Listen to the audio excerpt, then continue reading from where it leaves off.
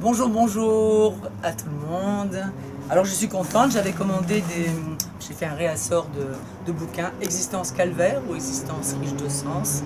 Souvent je le cite parce que je sors des textes qui sont à l'intérieur. Alors, puisque vous êtes là, je vous fais venir dans mon univers. J'en profite pour dire ceci. Regard franc, plutôt franc, regard plutôt franc. Pas faux, ni fuyant, pas noir, ni inquisiteur, ni déshabilleur, mais regard scrutateur, regard sans peur. C'est le mien aujourd'hui. Je profite de vous avoir, puisque je voulais indiquer que j'avais reçu, tout comme j'avais reçu de l'intime à l'universel, je ressentais de vous dire le texte Existence calvaire ou Existence riche de sens, qui au départ était un texte 8 ans avant le titre de ce livre. En 1995, j'ai écrit effectivement Existence calvaire ou Existence riche de sens. Très important, l'amour est au rendez-vous. Aujourd'hui, à 2 jours de mes 66 printemps, je suis devenue comme un geyser. Ça déborde de tous côtés. Différente pour différente, je le suis à fond la caisse. Que cela plaise ou que cela déplaise, que cela arrange ou que cela dérange. Je suis une personne qui expliquait dans ce livre en 2004. Il est apparu le premier en 2004 sans images. Alors j'avais la naïveté de penser qu'à l'époque, on allait s'intéresser à ce que j'avais à dire à l'intérieur de moi. On s'en fichait pas mal. Alors je suis revenue en 2016 avec une belle image parce que j'ai vu comment fonctionnaient les gens. Ils étaient pour l'image. Et puis aussi parce qu'avec le temps, j'ai pris confiance dans ce que j'ai véhiculé. Aujourd'hui, je voudrais vous dire le texte que j'ai écrit, car j'ai été pendant très longtemps victime d'une conscience précoce, et surtout, j'avais des belles valeurs, mais il y avait tout un apprentissage que je devais faire. Je devais dépasser mes propres souffrances, mes propres blessures, mon parcours, je devais le régler, etc. Aujourd'hui, je disais, à 2 jours de mes 66 ans, avant que ne sonne le glas, je me sens portée et poussée à faire sortir ce que j'ai dans mes tripes. Alors je suis revenue, je me suis dit, puisque je reçois ça, je vais en profiter pour dire le texte que j'avais écrit en 1995. Parce qu'aujourd'hui, il y a beaucoup d'auteurs, et et la poésie, je suis enfermée dans avec ce terme pour moi. Moi, c'est plutôt un langage du cœur. Mais comme on est dans un monde où on oppose toujours quelque chose à autre chose, alors langage du cœur, mais c'est plutôt une conscience, une philosophie de vie. Voilà, si je devais le dire. Et donc, je vais vous exprimer, je voudrais vous dire le texte que j'ai écrit. Parce que ça m'habite, ça m'habite. Je ne changerai pas un iota de ce que j'ai mis à l'intérieur de ce texte. Existence calvaire ou existence riche de sens.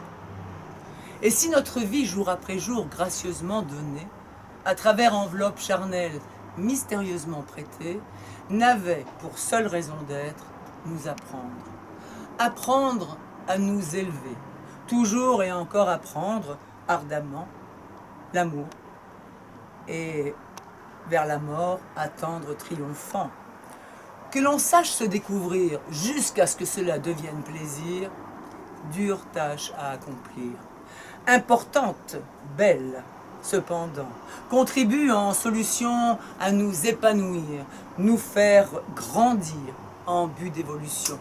Le perpétuel mouvement vivifiant et régénérant, déterminante, elle brillera dans le temps.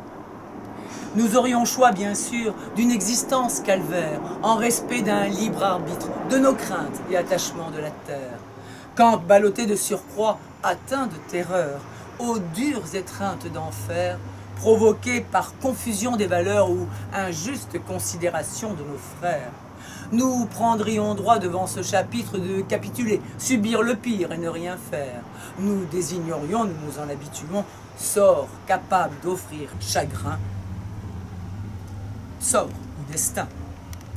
Mais dans ce grand univers, sommes-nous désespérément seuls dans un désert ou singulièrement vivants sur la terre? Dans le désir d'éclairer nos peurs en sous-jacence, partout dans le monde extérieur, convaincus de l'absolue nécessité de travailler de l'intérieur pour le bien de l'humanité, lui apporter le meilleur, à chaque minime étincelle de conscience où fleurirait une nouvelle évidence, nous pourrions aussi, ce serait notre choix, avec force et foi, entrevoir existence riche de sens, en développant notre individualité, en cherchant en soi le pourquoi de notre impuissance, en se faisant pas à pas confiance. Toujours et encore apprendre à se conformer à loi première, remercier avec joie pour cette vie, la nôtre, sur cette terre, sans nécessairement en connaître la raison, ni le pourquoi, ni la manière, à se voir tel que l'on est, face au miroir que le chemin nous met, pour discerner avec humilité nos revers, prenant appui sur nos qualités, à accepter ensuite notre vulnérabilité, contraint de s'ouvrir à précieuse aide étrangère envoyée, et à sortir le mot merci, orgueil déposé, à être responsable de nos actions, de toute pensée émise, dans l'indispensable compréhension de nos erreurs transmises, à se libérer résolument de ces vils comportements d'hommes de cendre pour l'apprentissage du bonheur que nous sommes en droit d'attendre.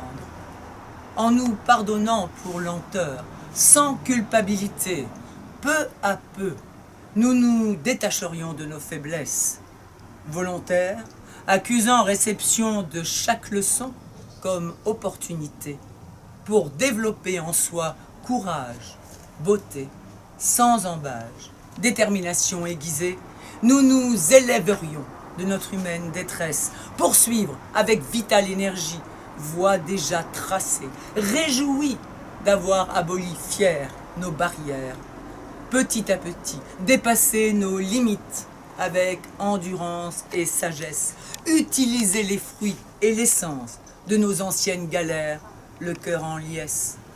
Par le passé, amer jour nommé mauvais par ignorance, que l'amour aurait mis en lumière, nous réconciliant avec nous-mêmes, nous serions notre meilleur ami. Ainsi, infiniment petits mais grandis, pourrions-nous bénéficier des aides de l'infiniment grand, de l'infini. Signé Muriel Brosset en 1995, dans l'intimité d'une chambre. J'ai toujours été quelqu'un de décalé, mais aujourd'hui, en ayant eu beaucoup, 29 ans qui ont parcouru, je dois faire sortir, je dois laisser ça avant que ne sonne le glas. Thérapie pour le bonheur.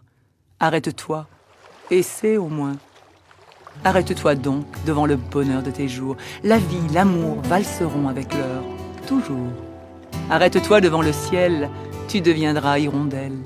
Arrête-toi devant l'horizon, oh, tes prières t'élèveront.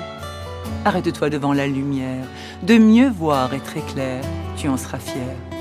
Arrête-toi devant la mer, te berceront ses reflets verts. Arrête-toi devant le soleil chaud de merveille, te donnera, comme le sommeil, des joues vermeilles.